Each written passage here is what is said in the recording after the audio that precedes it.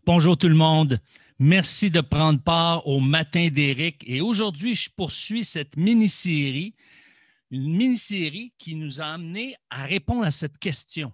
De quelle manière les femmes cachent-elles leur douleur? On est à la partie 2. Et oui, on a vu 4 façons que les femmes cachaient leur douleur. En fait, elles vont exprimer des émotions, elles vont exprimer un ressenti, mais ce n'est pas tout à fait ce qu'elles ressentent vraiment. C'est une façon de cacher. Elle exprime des sentiments qui ne sont pas nécessairement ceux qu'elle vit. Alors, et ce qui est important de comprendre pour nous, les hommes particulièrement, c'est qu'une femme a besoin d'espace pour exprimer ce qu'elle ressent. Elle a besoin de se sentir soutenue, accueillie, considérée et aimée, effectivement. Mais pour qu'une femme puisse sentir qu'elle a cet espace-là pour s'exprimer et se sentir soutenue lorsqu'elle s'exprime, se sentir accueillie lorsqu'elle s'exprime, se sentir considérée et aimée lorsqu'elle s'exprime, eh bien, plus une femme va sentir qu'elle a cet espace-là, plus ça va être facile pour elle d'exprimer ses réels sentiments. Alors, c'est important pour pouvoir bien détecter ses réels sentiments, mais premièrement, ça prend de l'écoute. Et pour qu'une femme se sente bien écoutée, c'est important qu'on l'écoute jusqu'au bout, qu'on ne l'interrompe pas, qu'on puisse vraiment chercher à comprendre ce qu'elle veut communiquer comme émotion. Et à la fin, lorsqu'elle a terminé, eh bien, c'est là de poser des questions pour approfondir, pour voir est-ce que c'est réellement ça qu'elle vit. Évidemment, on serait maladroit de dire, ben dans le fond, tu m'as exprimé, par exemple, ta peine, mais est-ce que c'est de la colère que tu vis à l'intérieur? Parfois, ça peut être approprié, mais je vous dirais, dans les circonstances, quand il y a des émotions qui sont communiquées, c'est important d'y aller avec délicatesse. Ça, c'est bien important. Pas d'une manière trop directe. On peut y aller d'une manière directe si le contexte le qualifie, évidemment. Donc, une femme, par exemple, peut se servir de sa peine pour cacher sa colère et sa peur. Par exemple, elle va exprimer qu'elle a de la peine de voir son mari aller aider continuellement son ami qui est dans le besoin. Donc, supposons que c'est des rénovations. Il part tous les soirs aider son ami qui est dans le besoin, il le fait bénévolement, il le fait pour l'aider. Bon, ça peut arriver à l'occasion, mais quand c'est continuellement, elle lui dit, moi, ça me fait de la peine de voir que ton ami abuse de ta bonté. Tu vas toujours l'aider. Mais peut-être que dans le fond, ce qu'elle vit, ce qu'elle ressent, c'est de la colère parce qu'elle se sent négligée. Peut-être c'est de la peur parce qu'elle craint qu'il ne s'intéresse plus à elle puis qu'il soit toujours parti puis qu'à un moment donné, qu'elle se sente continuellement oubliée. Elle a peut-être cette peur-là qui est là. Donc, c'est important que lorsqu'il y a une émotion qui est communiquée, de voir est-ce qu'il n'y a pas quelque chose derrière ça. Parfois, c'est le cas, d'autres fois, pas nécessairement. Ça ne veut pas dire, messieurs, qu'à chaque fois que votre femme manifeste de la peine, qu'il y a toujours de la colère ou de la peur. Mais c'est important d'aller explorer là d'une manière subtile, d'une manière délicate, d'une manière diplomate, je dirais. Une autre façon, par exemple, qu'une femme peut cacher sa douleur, c'est une femme peut utiliser l'espoir pour ne pas succomber à la colère, à la tristesse, à la peine ou au regret. Par exemple, elle pourrait être en colère parce qu'il refuse une promotion. OK? Vous avez, monsieur, l'occasion d'avoir une promotion, meilleures conditions de travail, selon la description de tâche, là, un meilleur salaire. Et là, votre femme est toute encouragée que vous avez été sollicité, on vous a demandé, serais-tu intéressé, on te voit comme un candidat pour ce poste-là, etc. Vous refusez. Alors, elle est en colère. Mais qu'est-ce qu'elle va exprimer? Elle va exprimer à des amis ou à d'autres, ah, ben de toute façon, j'ai l'impression qu'il va arriver à la maison moins stressé, puis c'est mieux comme ça. Donc, elle va utiliser l'espoir pour ne pas donner lieu à sa colère. Mais à l'intérieur, c'est une colère qu'elle vit dans la réalité, dans la vérité. Elle peut utiliser l'espoir pour ne pas succomber à la tristesse, par exemple. parce qu'elle avait des plans. Et là, ces plans-là, elle disait, hey, on va avoir ensemble un meilleur revenu familial, donc on va pouvoir peut-être changer des choses dans la maison, voyager davantage, etc., ou mettre de l'argent de côté pour une meilleure qualité de vie. Et là, à ce moment-là, son rêve tombe à l'eau, elle est triste. Mais elle va utiliser l'espoir. Elle va dire, bon, on va avoir plus de temps pour nous-mêmes parce qu'il va faire moins d'heures supplémentaires. Ou elle va utiliser l'espoir pour cacher le regret, de ne pas lui avoir faire part de son soutien, par exemple. Peut-être qu'elle se dit, ah, dans le fond, j'aurais dû l'encourager davantage, j'aurais dû lui dire que je le voyais à cette place-là et je ne l'ai pas encouragé suffisamment. Et ce qu'elle va dire, plutôt qu'exprimer son regret, elle va dire, ben, dans le fond, il va arriver à la maison plus tôt. Alors, donc, une femme peut utiliser l'espoir pour ne pas succomber à la colère, à la tristesse ou au regret. Une femme peut cacher sa détresse et sa déception. Et à ce moment-là, comment? En mettant un faux sourire, en ayant une apparence de joie et de gratitude.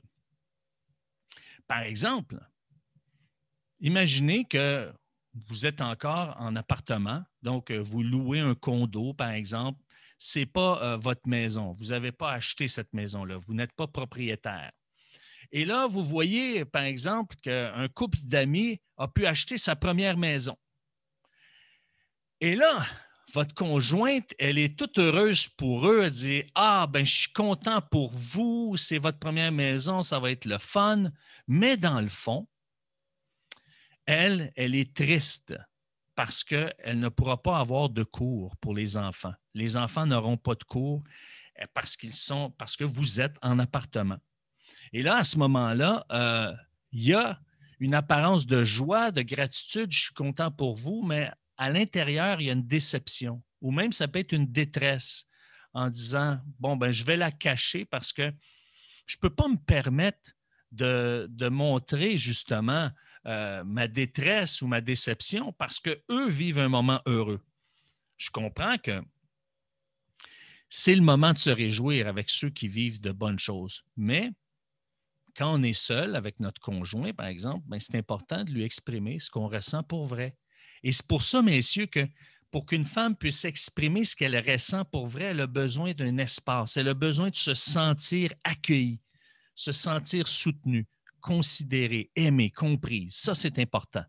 Et le dernier point, une femme peut recourir à l'amour et au pardon pour nier ses sentiments douloureux et sa colère.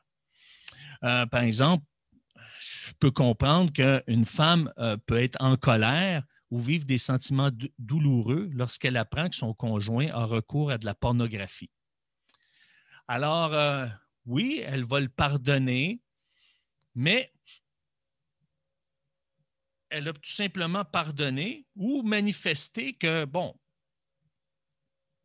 elle n'était pas d'accord avec cette pratique-là. Mais est-ce qu'elle a pu prendre le temps d'exprimer pourquoi ça lui fait mal? Pourquoi elle est en colère? Exprimer ce que ça lui fait en tant que femme, en tant qu'épouse, en tant que conjointe, en tant que partenaire. De voir son mari, son conjoint satisfait ailleurs par justement des ébats sexuels qui sont vus, par exemple, au travers de l'écran. Alors, une femme peut recourir au pardon et même parfois à l'amour pour cacher des sentiments douloureux et sa colère.